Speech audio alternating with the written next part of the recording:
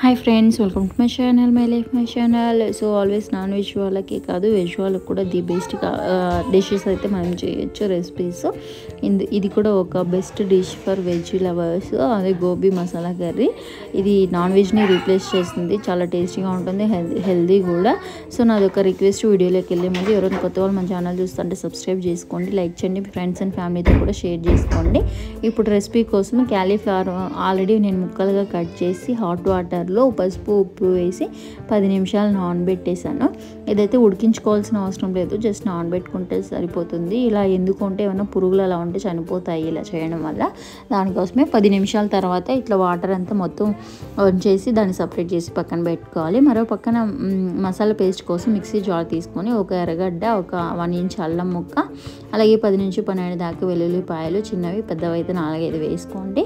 అలాగే ఒక టమాటా 5-6 దాకా నేను జీడిపప్పు వేసుకుంటున్నా వేయించి. మీరు జీడిపప్పు ప్లేస్లో పచ్చి కొబ్బరి కూడా 1 టేబుల్ స్పూన్ వేసుకోవచ్చు. వేసుకొని వీడియోలో చూపిస్తున్న విధంగా ఇట్లా మసాలా పేస్ట్ చేసి పక్కన పెట్టుకోవాలి. సో ఇప్పుడు స్టవ్ పైన కడాయి పెట్టుకొని 1 టేబుల్ స్పూన్ ఆయిల్ వేసుకోవాలి.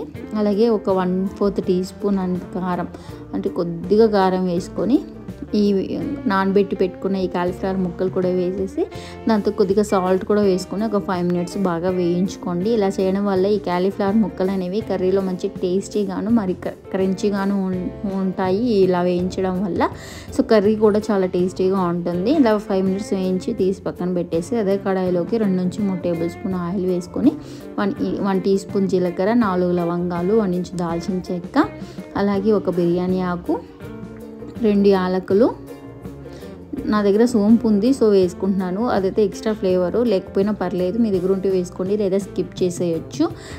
ఒక చిన్న ఎర్రగడ్డని ఇట్లా చీలికలు కట్ చేసి వేసుకొని అది బాగా ఎర్రగా వేగే వరకు వేయించుకోవాలి, వీడియోలో చూపిస్తున్న విధంగా.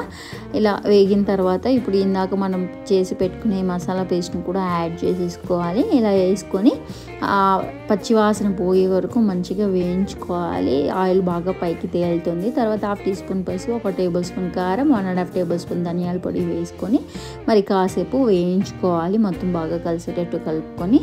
ఇప్పుడు కొద్దిగా వాటర్ వేసుకొని ఆ మసాలా మొత్తం బాగా కలిసేటట్టు కలుపుకున్న తర్వాత రుచికి తగ్గట్టుగా సాల్ట్ వేసుకొని సాల్ట్ కూడా బాగా కలుపుకున్న తర్వాత ఇప్పుడు ఇందాక మనం వేయించి పెట్టుకునే కాలీఫ్లవర్ ముక్కలు కూడా వేసేసి ఒక 2 మినిట్స్ మొత్తం అలాగే బాగా వేయించుకోవాలి. తర్వాత ఒక కర్రీకి సరిపోయేంత వాటర్ వేసుకొని ఒకసారి బాగా కలిపి ఇప్పుడు మూత పెట్టి ఒక 10 నిమిషాలు మీడియం ఫ్లేమ్లో అప్పుడప్పుడు కలుపుతూ అట్లా ఉడికించుకోండి. ఆల్మోస్ట్ కర్రీ ఉడికిపోయినట్టే. ఈ స్టేజ్లో నేను ఒక 1 టేబుల్ స్పూన్ పెరుగు కూడా వేసుకొని మరొక 2 నిమిషాలు బాగా కలిపి ఉడికించుకోవాలి, ఒక 3 మినిట్స్.